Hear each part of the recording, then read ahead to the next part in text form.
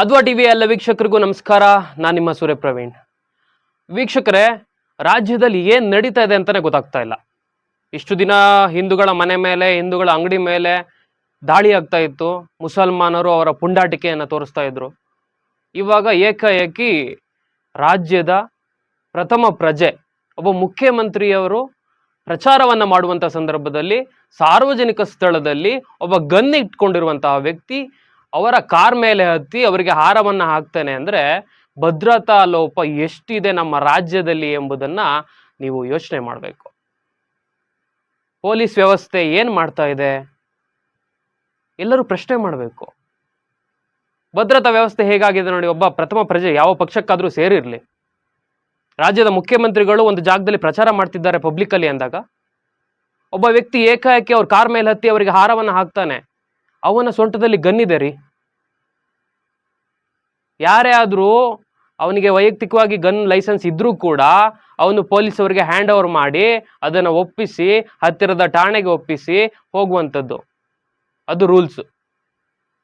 ಅದನ್ನ ಬಿಟ್ಟು ಏಕಾಏಕಿ ಅವ್ರ ಕಾರ್ ಮೇಲೆ ಹತ್ತಿ ಅವರಿಗೆ ಹಾರವನ್ನ ಹಾಕ್ತಾನೆ ಸೊಂಟದಲ್ಲಿ ಗನ್ ಇಟ್ಕೊಂಡಂತ ವ್ಯಕ್ತಿ. ಇಲ್ಲಿಗೆ ಬಂದಿದೆ ರಾಜ್ಯದ ಪೊಲೀಸ್ ಇಲಾಖೆಯ, ಗೃಹ ಇಲಾಖೆಯ ಭದ್ರತಾ ವ್ಯವಸ್ಥೆ. ಇದನ್ನ ಪ್ರಶ್ನೆ ಮಾಡಿದ್ರೆ ಗೃಹ ಮಂತ್ರಿಗಳು ಉಡಾಫೆಯ ಉತ್ತರವನ್ನು ಕೊಡ್ತಾರೆ. ಇದೇನ್ ದೊಡ್ಡ ವಿಚಾರ ಬಿಡ್ರಿ, ಅವರಿಗೆ ಲೈಸೆನ್ಸ್ ಇದೆ, ಅವ್ನು ಹತ್ಬಹುದು ಅಂತ. ಇದೇ ಜಾಗದಲ್ಲಿ ರಿಯಾಜ್ ಬದಲು ಬೇರೆ ಯಾರಾದ್ರೂ ವ್ಯಕ್ತಿ ಇದ್ದಿದ್ರೆ ಏನ್ ಪರಿಸ್ಥಿತಿ ಆಗ್ತಾ ಇತ್ತು? ಮುಖ್ಯಮಂತ್ರಿಗಳನ್ನ ಆತ ಏನೋ ಮಾಡೋದಕ್ಕೆ ಬಂದಿದ್ದಾನೆ ಅಂತ ಅವನನ್ನ ಯಾವ ಪರಿಸ್ಥಿತಿಗೆ ತಳ್ತಾ ಇದ್ರು, ಯಾವ ರೀತಿಯ ಕೇಸ್ಗಳು ಅವನ ಮೇಲೆ ಬೀಳ್ತಾ ಇತ್ತು, ಹೌದೋ ಇಲ್ವೋ? ರಿಯಾಜ್ ಅನ್ನೋ ವ್ಯಕ್ತಿಗೆ ಏನೇ ಪ್ರಾಣ ಭಯ ಇರಲಿ, ಆತನಿಗೆ ಪರವಾನಗಿ ಇರುವಂತಹ ಗನ್ನೆ ಕೊಟ್ಟಿರಲಿ, ಆದ್ರೆ ಮುಖ್ಯಮಂತ್ರಿಗಳ ಕಾರ್ಯಕ್ರಮದಲ್ಲಿ, ಮುಖ್ಯಮಂತ್ರಿಗಳ ಪ್ರಚಾರದ ಸಮಯದಲ್ಲಿ, ಮುಖ್ಯಮಂತ್ರಿಗಳಿಗೆ ಹಾರವನ್ನು ಹಾಕುವಂತ ಸಂದರ್ಭದಲ್ಲಿ ಆತ ತನ್ನ ಶಸ್ತ್ರವನ್ನ ಒಪ್ಪಿಸಿ ಹೋಗ್ಬೇಕು ಪೊಲೀಸ್ ಅವರಿಗೆ. ಅವನು ಯಾರೇ ವ್ಯಕ್ತಿ ಆಗಿರ್ಲಿ, ರಾಜ್ಯದ ಪ್ರತಿಷ್ಠಿತ ವ್ಯಕ್ತಿಗಳು, ಮುಖ್ಯಮಂತ್ರಿ ಆಗಿರ್ಬೋದು, ಗೃಹ ಮಂತ್ರಿಗಳಾಗಿರ್ಬೋದು, ಉಪಮುಖ್ಯಮಂತ್ರಿಗಳಾಗಿರ್ಬೋದು, ಪ್ರಧಾನಮಂತ್ರಿಗಳಾಗಿರ್ಬೋದು, ಗೃಹ ಇಲಾಖೆಗೆ ಸಂಬಂಧಪಟ್ಟವರಾಗಿರ್ಬೋದು, ಅವರ ಹತ್ತಿರ ಹೋಗುವ ಸಂದರ್ಭದಲ್ಲಿ ಸೆಕ್ಯೂರಿಟಿ ಅಷ್ಟೊಂದು ಟೈಟ್ ಆಗಿರುತ್ತೆ. ಅಂತಹ ಸಂದರ್ಭದಲ್ಲಿ ಗನ್ನನ್ನ, ಅವನ ಸ್ವಂತ ಗನ್ ಆದ್ರೂ ಪರವಾಗಿಲ್ಲ, ಪರವಾನಗಿ ಇದ್ರೂ ಪರವಾಗಿಲ್ಲ, ಅದನ್ನ ಒಪ್ಪಿಸಿ ಹೋಗ್ಬೇಕು. ಹಾಗಿದ್ರೆ ಅವನು ಆ ಕಾರನ್ ಮೇಲೆ ಹತ್ತಿ ಹಾರವನ್ನ ಅಂತ ಹಾಕುವಂತ ಸಂದರ್ಭದಲ್ಲಿ ಪೊಲೀಸರು ಏನ್ ಮಾಡ್ತಾ ಇದ್ರು? ಇಲಾಖೆಯ ಒಂದು ಕೆಲಸ ಯಾವ ಮಟ್ಟಿಗಿದೆ ಅದನ್ನ ಯೋಚನೆ ಮಾಡ್ಬೇಕು, ಪ್ರಶ್ನೆ ಮಾಡ್ಬೇಕು. ಉಪಮುಖ್ಯಮಂತ್ರಿಗಳೇ, ನೀವು ಇದು ದೊಡ್ಡ ವಿಚಾರ ಅಲ್ಲ ಅಂತ ಹೇಳಿದ್ರಿ.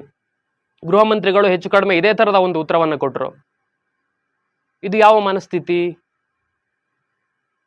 ಒಬ್ಬ ವ್ಯಕ್ತಿ ಈ ತರ ಒಂದು ಭದ್ರತಾ ವ್ಯವಸ್ಥೆಯನ್ನ ದಾಟಿ ಮುಖ್ಯಮಂತ್ರಿಗಳ ಸನಿಹಕ್ಕೆ ಹೋಗ್ತಾನೆ ಅಂದ್ರೆ ಏನ್ ಹೇಳಬೇಕು ಗೊತ್ತಾಗ್ತಾ ಇಲ್ಲ ನಮ್ಗೆ.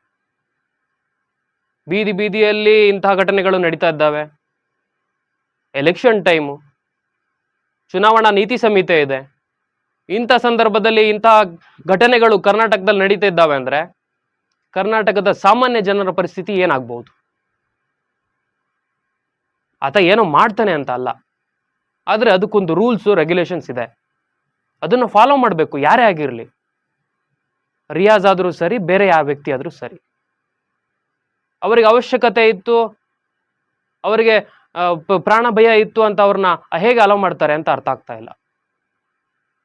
ಇದ್ರ ಬಗ್ಗೆ ಸ್ವಲ್ಪ ಚಿಂತನೆ ಮಾಡಬೇಕು ಗೃಹ ಇಲಾಖೆ ಹಾಗೂ ಪೊಲೀಸ್ ಇಲಾಖೆ. ಇದ್ರ ಬಗ್ಗೆ ಗಮನವನ್ನು ವಹಿಸಬೇಕು.